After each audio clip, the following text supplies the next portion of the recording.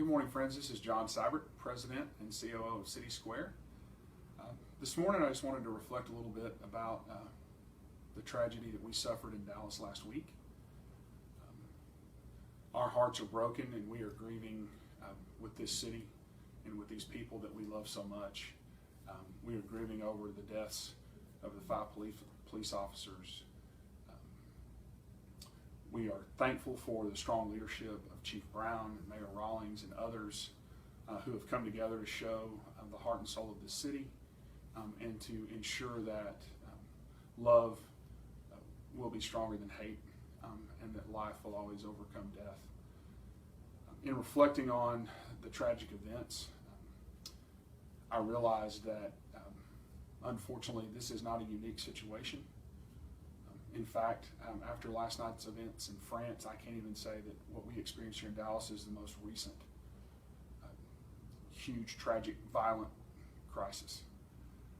And thinking about that, it dawned on me that I have a 14-year-old daughter and a 12-year-old son, and this is the only world they've ever known. They were both born after 9/11. They have not known one single day of their life that our country was not at war and that troops were not deployed somewhere. Not one single day of their entire lives.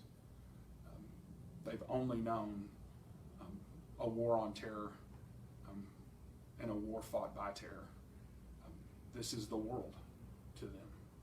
A world filled with noise, hateful, angry, divisive, demonizing noise.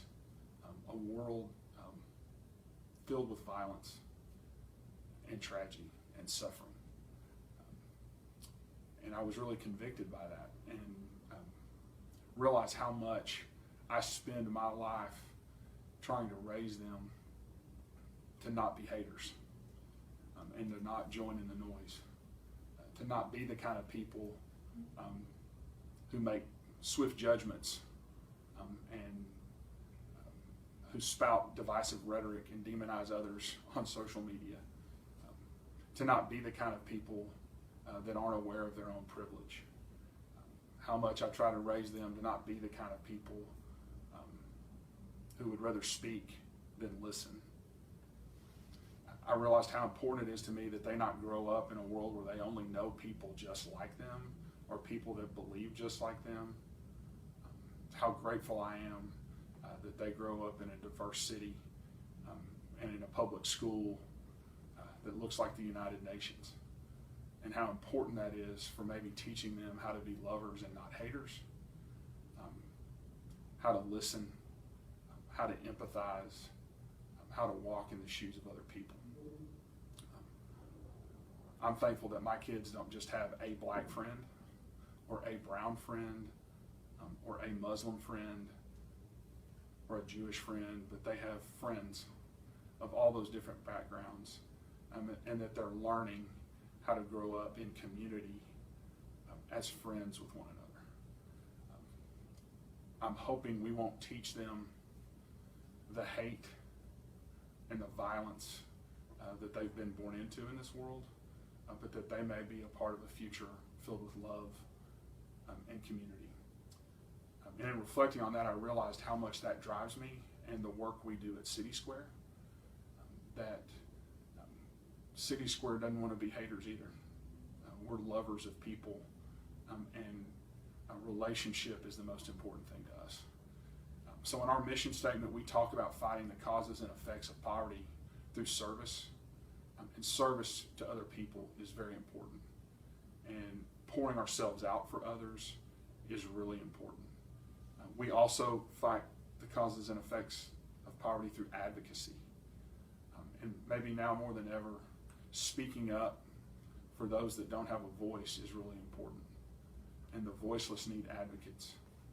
But the most important part of our mission is not fighting poverty through service and advocacy, but through friendship. And that's really the secret sauce of who we are. And now more than ever, after these tragic events in our city, are we committed to being people of friendship. One of the ways you fight the hate is you live together in community and you get to know one another. And so we're about radical, subversive acts of love, like sitting down to have lunch or a cup of coffee with somebody that's not like you, of willingly putting yourself into communities that are different than yours, of getting to know people, hearing their stories, listening, and sharing life together. Friendship's a powerful thing, and it cultivates bonds of love and bonds of understanding that drown out the hate and that lead to solutions other than violence. That's what we want to be a part of, and that's what kind of world we want to live in. What we learn through friendship is that some of our friends of color lived in terror in this country long before 9/11. Generations living in terror. What we've learned from our friends that immigrated here is how much terror and trauma led them to risk everything to come to a place of opportunity where they could work and invest in a community that would nurture their children and give them a future.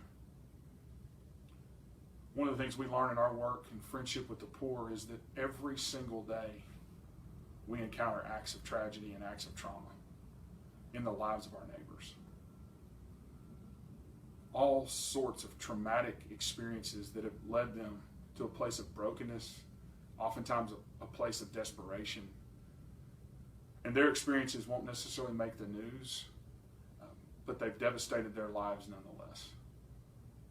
And so every single day we choose to pour ourselves out to enter into those broken places and to try to show the world how much more powerful it is to be lovers than haters.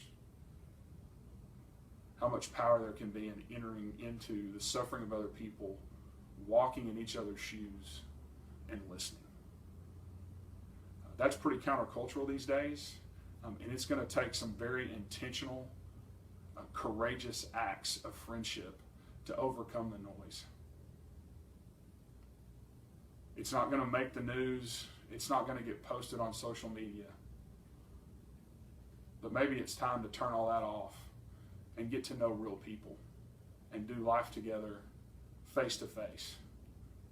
So this week, have a cup of coffee with somebody you don't know. Ask somebody to lunch that's different than you. On Sunday, go worship at a church that's not yours. Or go next door and say, "Hi, I'm your neighbor. I hope we can be friends." These acts of community are our only hope in changing this world.